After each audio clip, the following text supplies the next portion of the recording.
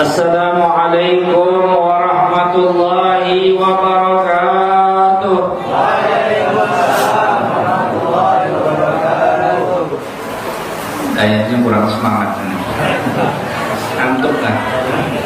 Udah makan belum deh? Hah? Kenapa? Nggak kelihatan? Kelihatan nggak? Ibu-ibu? Hah? Sekali lagi? Hah? Kelihatan? Apa sambil duduk? Hah? Berdiri aja. Assalamualaikum warahmatullahi wabarakatuh.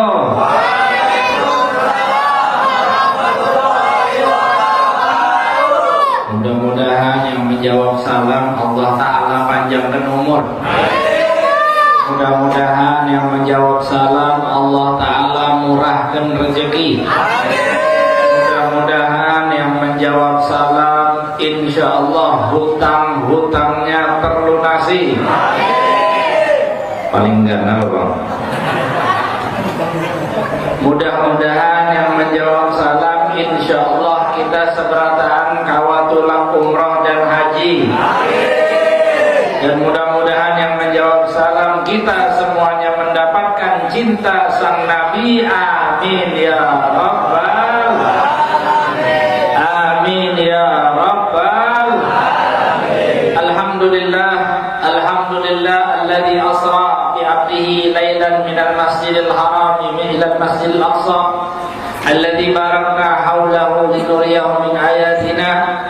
Allahumma salli wa sallim ala sayyidina Muhammadin alladzi unzilal Qur'an habibir rahman imamil a'immati fi kulli hinin wa ana wa ala sa'iril mursalin wan nabiyyin al khullan wa ala alihi wa sahbihi al masdurin minhum wal ayat salatan wa salaman daimaini mutalazimaini ala mamarid duhuri wal ahyan.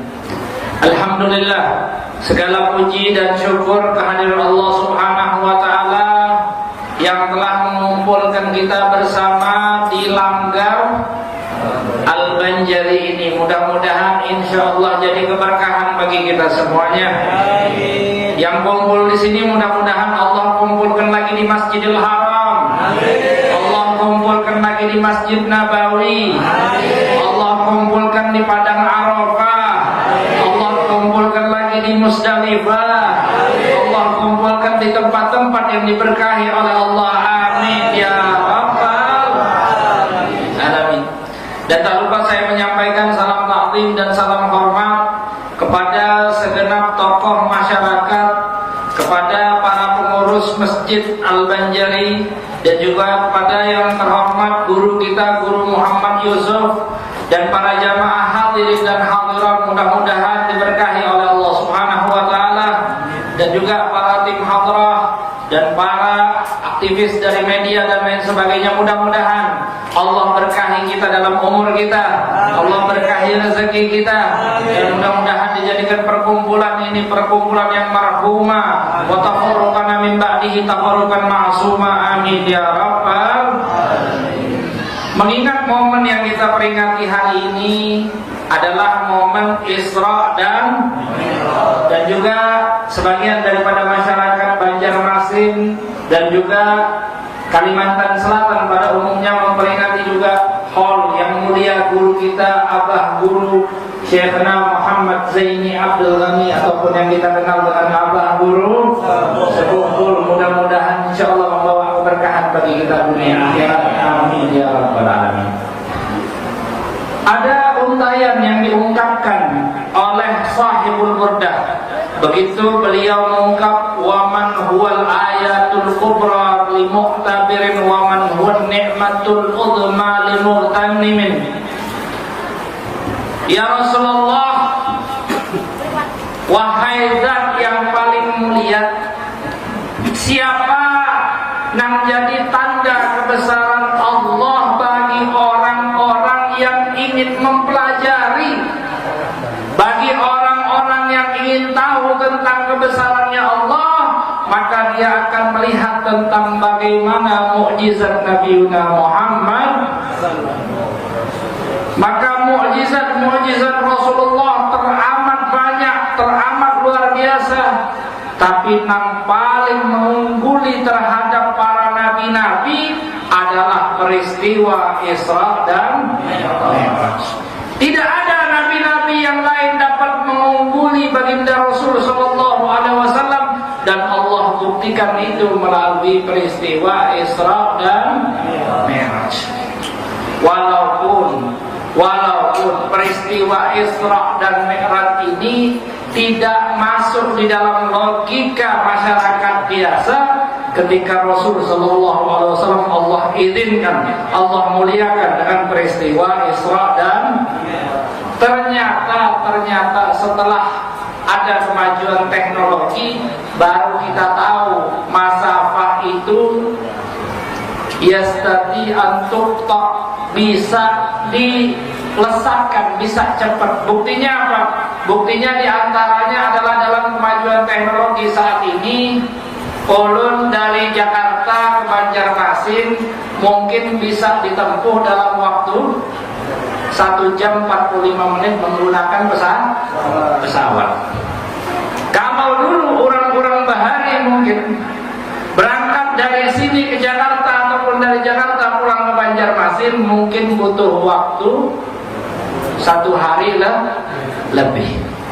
Tapi masya Allah, disinilah menunjukkan tentang kuasanya Allah Subhanahu Wa Taala, bahwa kejadian Isra dan Mi'raj, waktu dan lain sebagainya yang mengaturnya adalah Allah.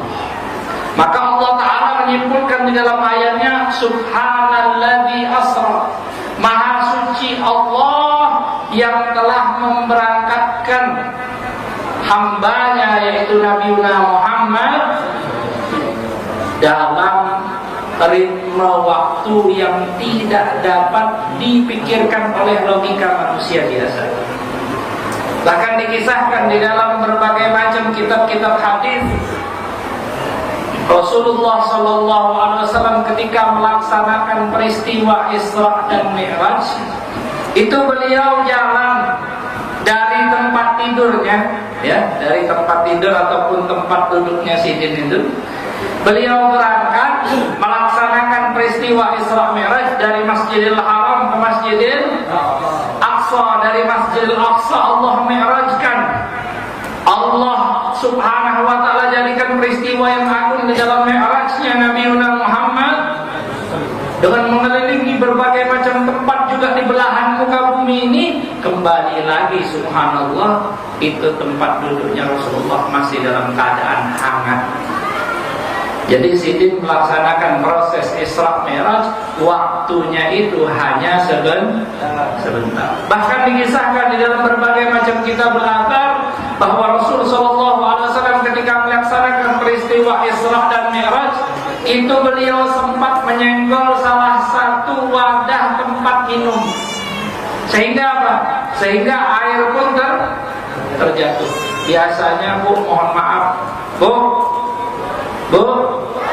dengar nggak? Pian lagi masak di rumah, masak banyu bang, tinggal ke pasar dulu gitu. Habis itu kemana lagi? Mampir dulu, ya. Kemana, beli sayur kah, beli ini kah, beli ini. Pulang kira-kira airnya kosong nggak? Nah, nggak ada lagi riuk banyunya, kering bang. Kenapa? Karena terlalu lama dimasak. Tapi Nabi Muhammad sallallahu alaihi wasallam, Rasul sallallahu alaihi wasallam, ketika peristiwa Isra dan Mi'raj, beliau melaksanakan perjalanan dari Masjidil Haram ke Masjidil Aqsa. Beliau melaksanakan perjalanan Mi'raj, mengunjungi berbagai macam belahan dunia, mengimami para nabi dan rasul. Pulang, masya Allah, tempat airnya masih mengucurkan air.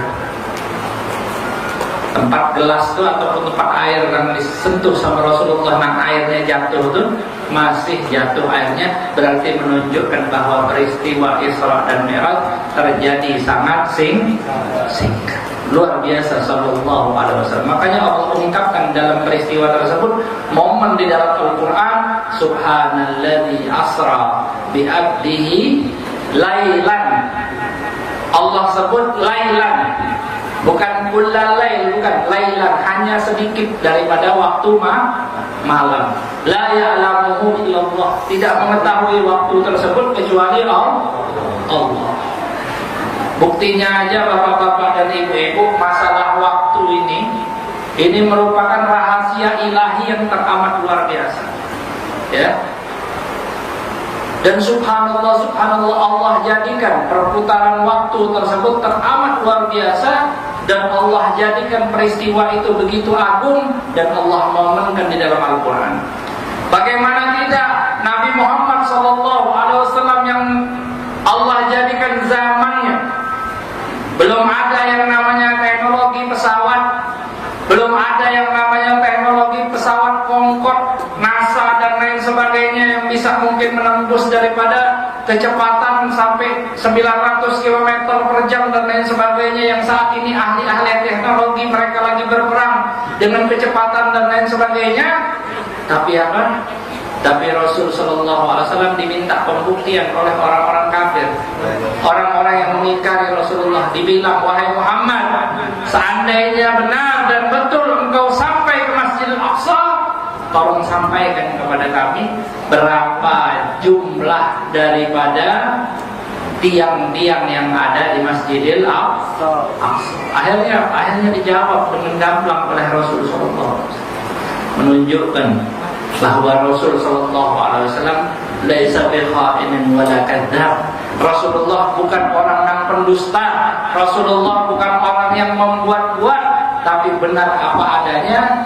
Tapi ada hikmah yang teramat luar biasa, Allah masih tutup hati orang-orang kafir tersebut tidak mau beriman dengan Nabi Muhammad sallallahu alaihi wasallam.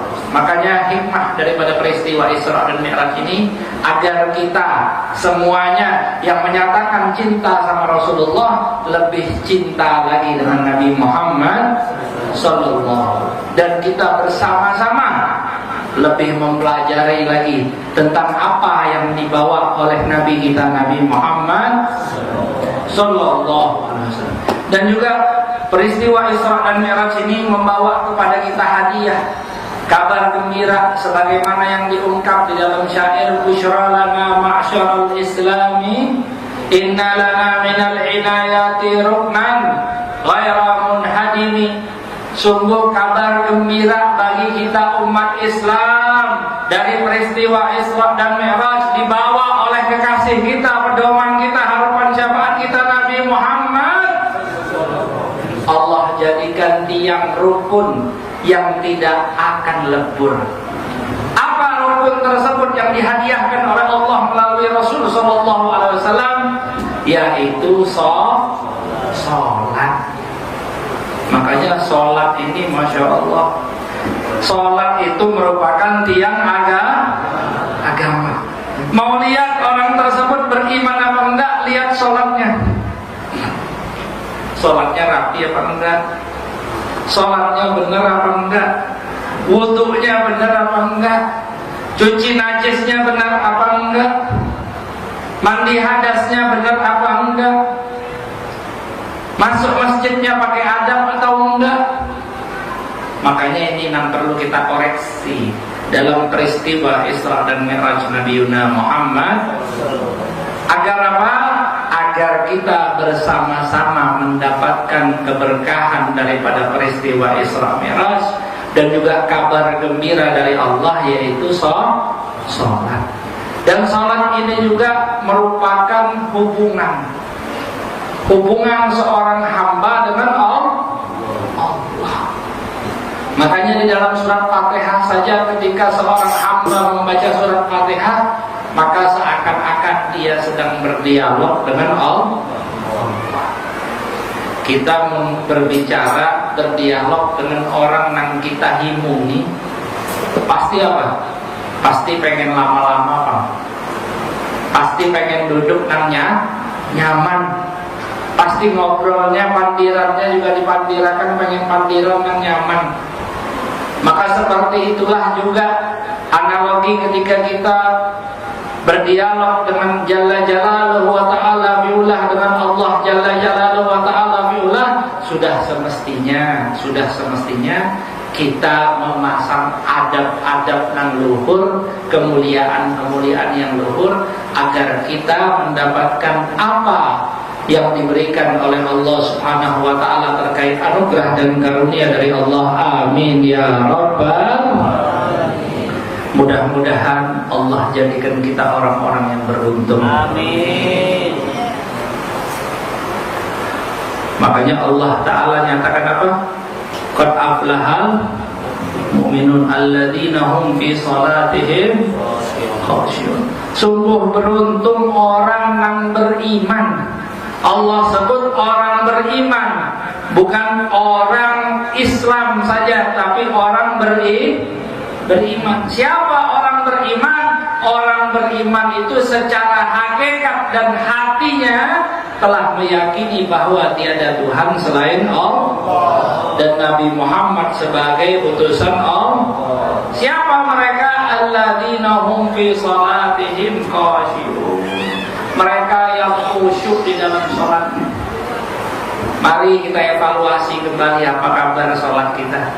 Nang sudah umur 50, nang sudah umur 30, nang sudah umur 20, nang sudah umur, hatta anak-anak kecil dari umur 7-9 tahun sudah mulai harus mengoreksi daripada sholatnya. Benar gak bacaan Fatihahnya? Benar gak bacaan tasyahudnya? Benar gak tata cara sujudnya? Benar gak tata cara rukuknya? Benar gak tata cara wudhunya? Benar gak tata cara yang dikerjakan di dalam sholat? Maka dari itu bapak-bapak dan ibu-ibu semuanya, mari bersama-sama kita jadikan diri kita sebagai ahli sholat. Orang yang sholatnya luar biasa, maka dia akan dekat dengan Rasul Sallallahu Alaihi Wasallam. Karena Rasul Sallallahu Alaihi Wasallam daripada kesukaan nang hobi, nang disukai sidin di dunia ini, diantaranya wajuhilat qurratu aini fis shalah. Allah jadikan kegemaranku, kesukaanku ini di dalam sholat. Dan Allah jangan sampai kita meninggalkan sholat. Diceritakan oleh Sayyidi Muhammad bin Alawi Al-Maliki di dalam kitabnya Qul Hadhihi Sabili. Beliau mengungkapkan barang ada cerita bagi orang yang meninggalkan sholat. Orang meninggalkan sholat ini apa? Orang yang meninggalkan sholat ini kalau dia makan, taulah makan. Apa bahasa Banjarnya makan? Hah?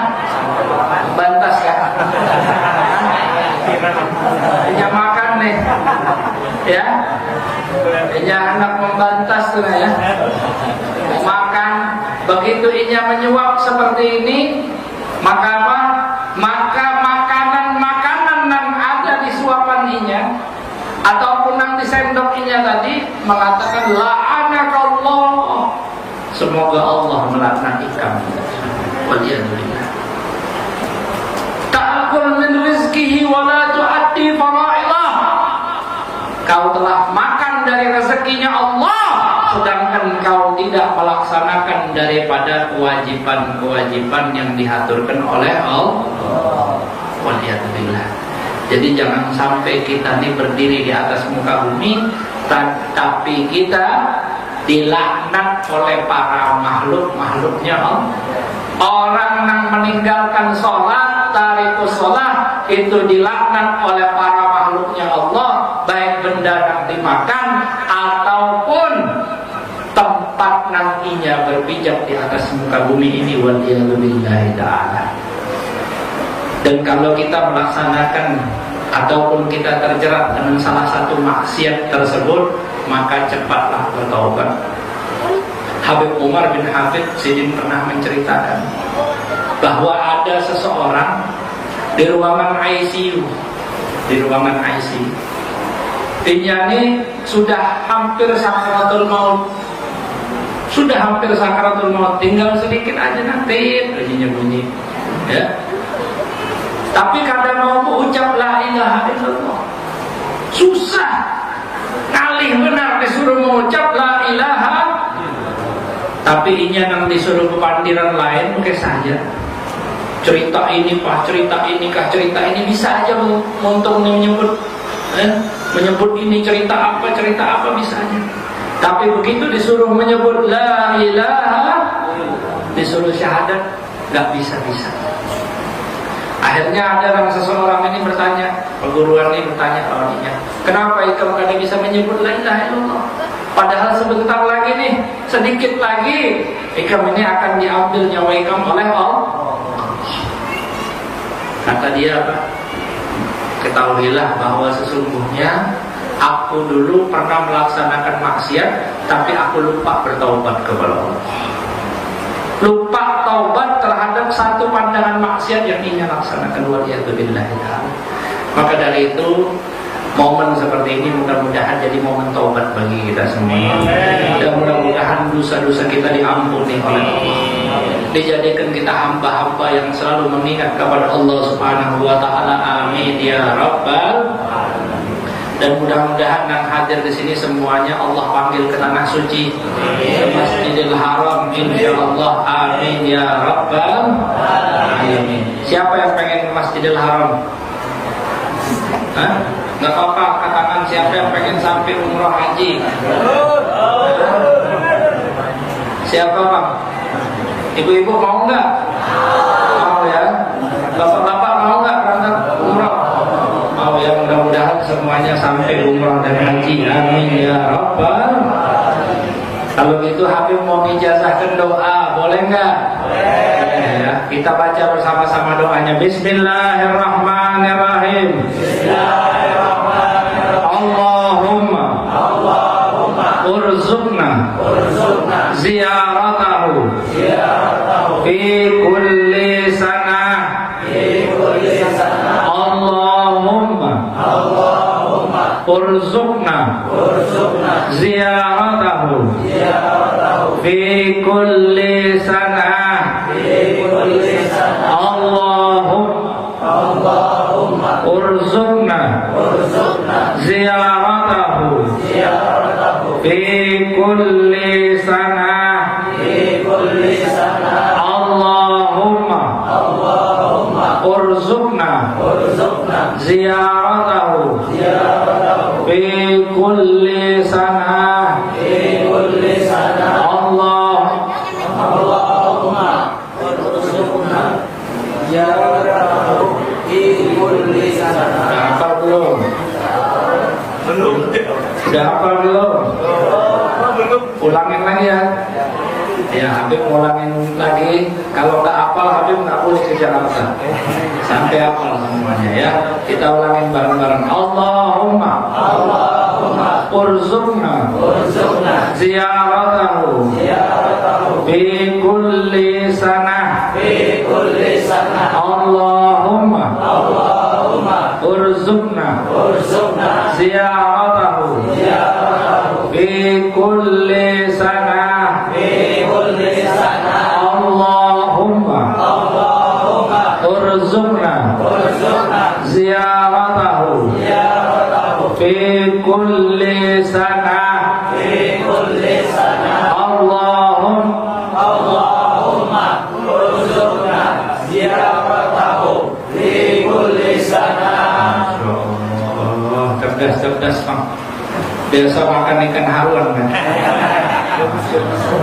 Ya, mudah-mudahan sehatan semua. Orang-orang yang cerdas dunia akhirat. Di doa yang kita baca, Allahumma artinya ya Allah, urzuqna rezekikan kepada kami.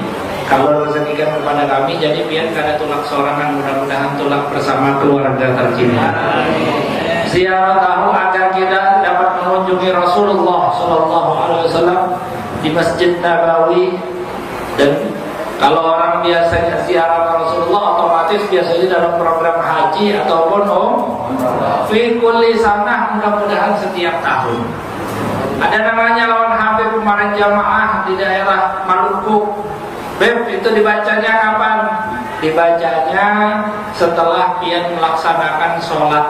Biasanya habis sholat pian baca astagfirullah, astagfirullah, Allahumma antas wa minkas Sampai tuntung terakhir baru dibaca Allahumma rzuqna ziyaratahu fi kulli sana, baca sebanyak 3 kali, mudah-mudahan pian dipanggil pulang umrah dan haji. Rezekinya ada aja dari Allah Subhanahu wa taala, insyaallah. Amin ya rabbal alamin. Dan mudah-mudahan ketika sampai di tanah suci, Allah jadikan kita sebagai orang-orang yang selalu membaca Al-Qur'an.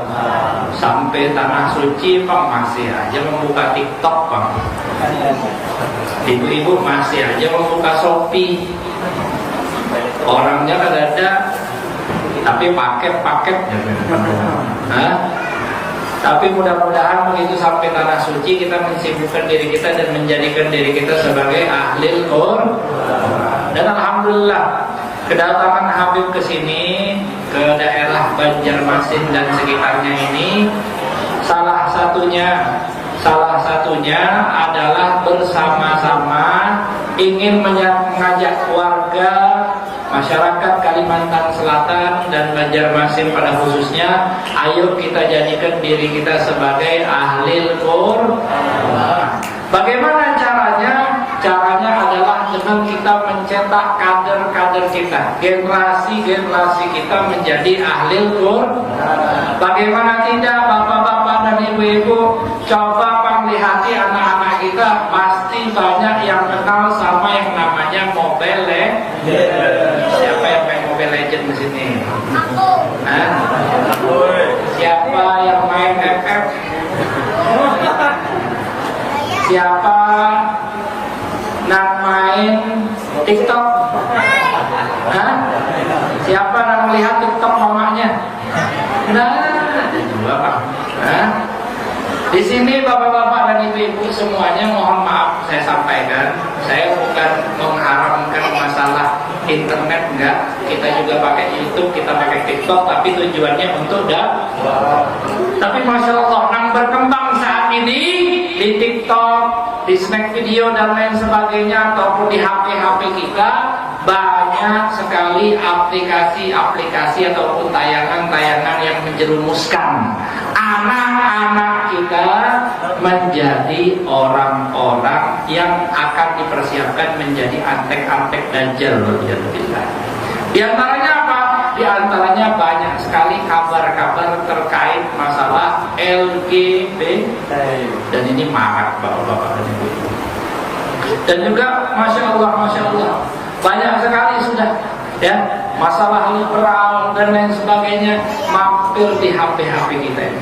Termasuk juga begitu ada artis yang menayangkan masalah rumah mewah, ya, kejadian yang teramat luar biasa tinggal di hotel ini, akhirnya masyarakat pun terpengaruh, mau tiba-tiba kayak instan. Akhirnya ada aplikasi di HP itu namanya judi online, dan ini marah.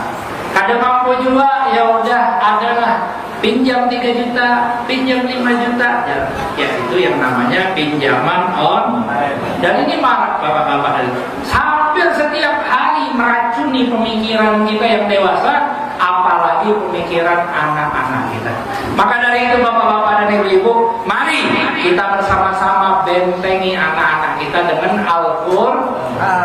Salah satu daya dan upaya, dan kami mengajak setiap masyarakat semuanya bersama-sama, ayo kita bersama-sama menjadikan anak-anak kita sebagai penghafal Al-Qur'an.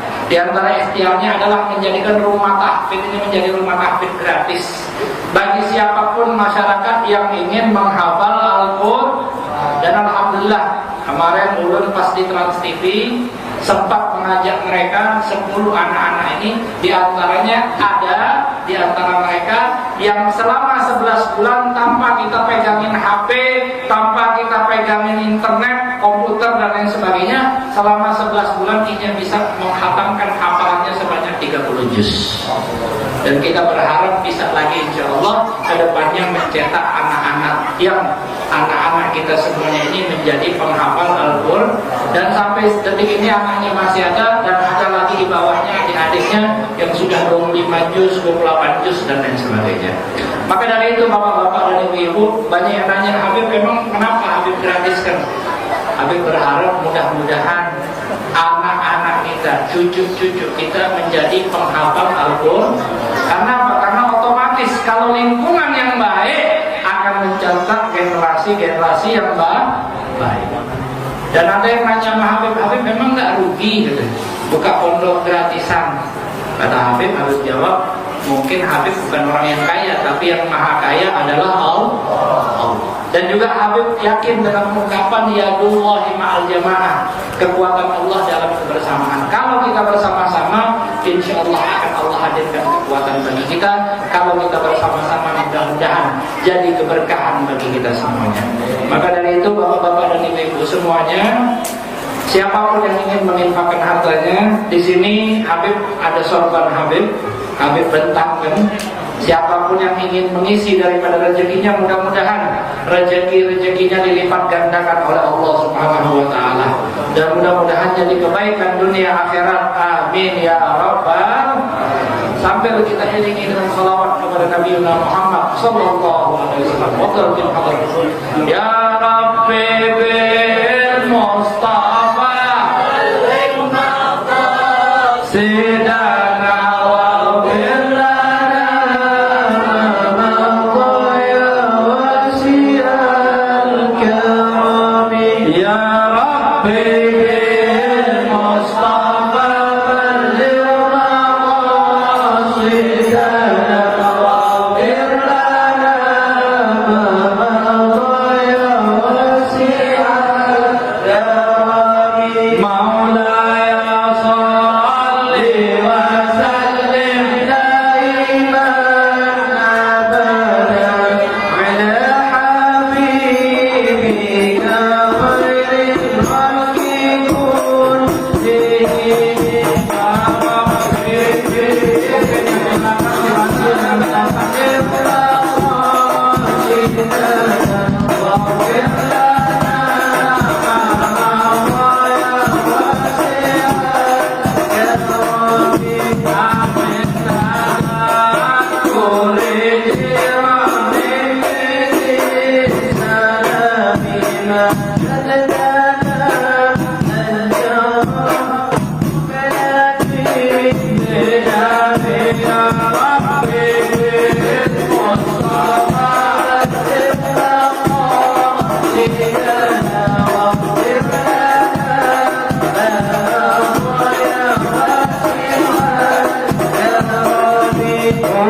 Al-Habib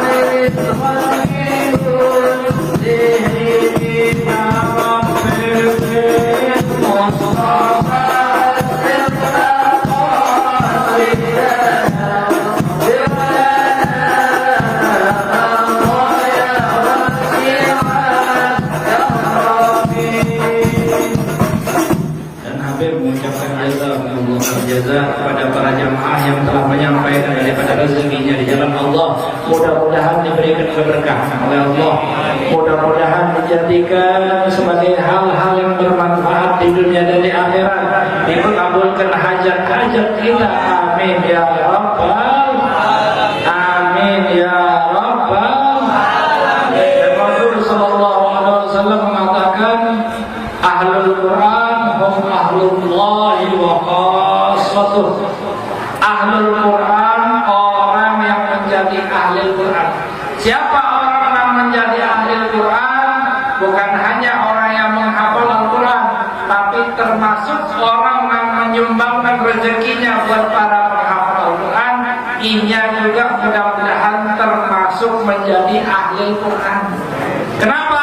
Karena berkat daripada apa yang inya usahakan di dunia ini, inya sumbangkan di jalan Allah Subhanahu wa taala, menjadi keberkahan juga yang dipakai fasilitasnya oleh para penghafal Al-Quran, termasuk orang-orang yang memuliakan Al-Quran. Siapa mereka? Kata Rasul sallallahu alaihi wasallam, mereka adalah keluarganya Allah dan orang-orang terdekat lawan Allah. Maksudnya apa keluarganya Allah? Hasya lillah, ya. Mustahil bagi Allah punya keluarga, bukan maknanya seperti itu. Maksudnya adalah ketika inya berhajat. Di sini ada majas dan istiarahnya. Ketika inya berhajat, maka diumpamakan layaknya seorang anak ataupun seorang keluarga kalau dia meminta bantuan terhadap orang tuanya. Anak kita Bang, meminta sesuatu, ngalih kita menolak. Bujur dong. Kalau anak kita, Bah, tolong sekolahkan ulun, tolong masukkan ulun sebagai PNS misalnya. Malu kita, ngalih, susah benar bagi kita untuk menolak daripada keinginan ataupun cita-cita anak kita tersebut. Maka lillahi ta'ala, dan bagi Allah Subhanahu wa ta'ala ala kulli syai'in qadir. Allah Ta'ala berkuasa terhadap segala sesuatunya. Ya, mudah-mudahan akan hadir di sini, mudah-mudahan tahun depan Allah hajikan. Amin.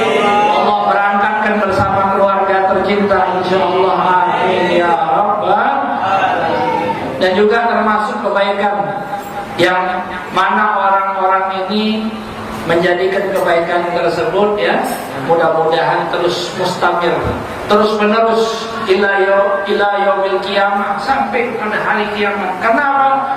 Karena termasuk daripada kita cinta kepada Rasulullah adalah melanggengkan Al-Quran di atas muka bumi.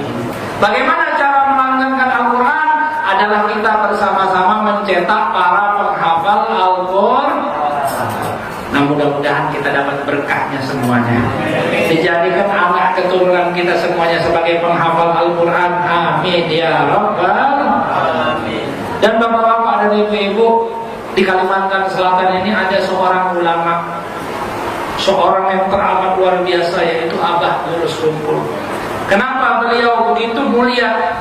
Karena kenapa beliau sampai wafatnya saja dilulukan oleh para masyarakat baik di Kalimantan dan sedunia? Karena beliau sangat cinta kepada Rasulullah. Orang yang cinta kepada Rasulullah, maka dia telah mencintai kekasihnya Allah.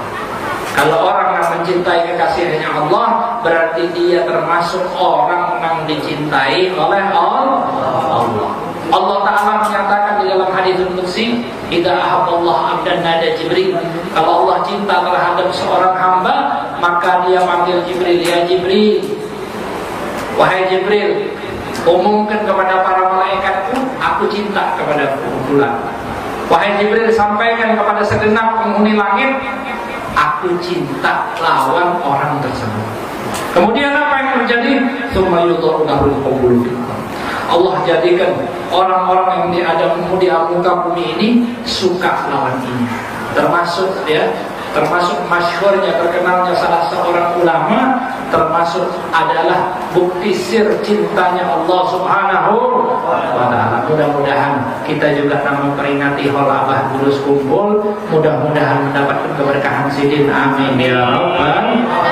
Dan juga termasuk wasiat dari Sidin adalah mengenai kita ini menjadi orang-orang yang pemurah, menjadi orang-orang yang dermawan, Beliau mengungkapkan, ya, mungkin ada nih orang-orang yang menginfakkan hartanya secara terang-terangan. Saya pernah dengar itu ungkapannya beliau. Kenapa dia menginfakkan hartanya secara terang-terangan? Supaya apa? Supaya menjadi dakwah ajakan bagi masyarakat di sekitarnya agar menginfakkan hartanya di jalan Allah. Ada yang menginfakkan hartanya secara sembunyi-sembunyi, nggak mau diketahui orang.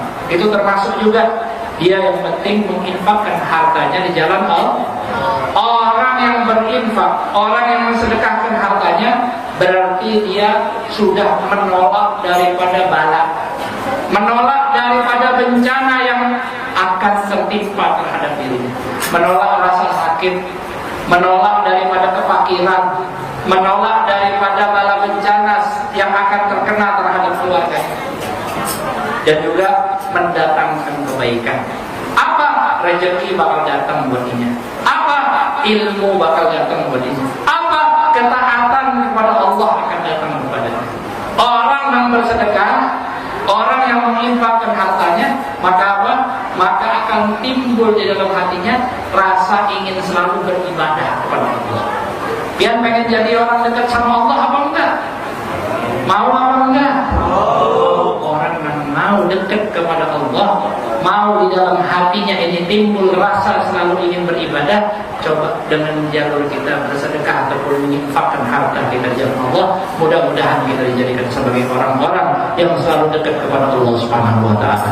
Dan sebelum Habib menutup daripada apa yang Habib sampaikan, ini ada pengumuman yang akan disampaikan oleh Ustaz Mukhlis, Guru Mukhlis. Beliau ini salah satu pengurus Yayasan At-Tanbir Nur Muhammad, dan saat ini kita bergerak bersama-sama di dalam program membangun dan mensejahterakan 1000 rumah tahfidz gratis se Indonesia, insyaallah, amin ya rabbal alamin. Dan beliau akan mengajak, nanti mungkin ada yang ingin menginfakkan hartanya, Habib panggil ke depan dan foto bersama Habib, dan Habib akan memberikan hadiah buat beliau, dan mudah-mudahan jadi keberkahan dunia akhirat. Nah, ini kita mintakan kepada Ustaz Mukhlis, mungkin di depan Ustaz Mukhlis menyampaikannya biar langsung didengar oleh para masyarakat dan lain sebagainya. Nanti juga Habib akan mendampingi ke depan, insyaallah. Boleh dibuka jalannya sedikit Bapak-bapak, ya. Barakallahu fikum, mudah-mudahan insyaallah jadi kebaikan bagi kita semua. Silakan Ustaz, fadhil.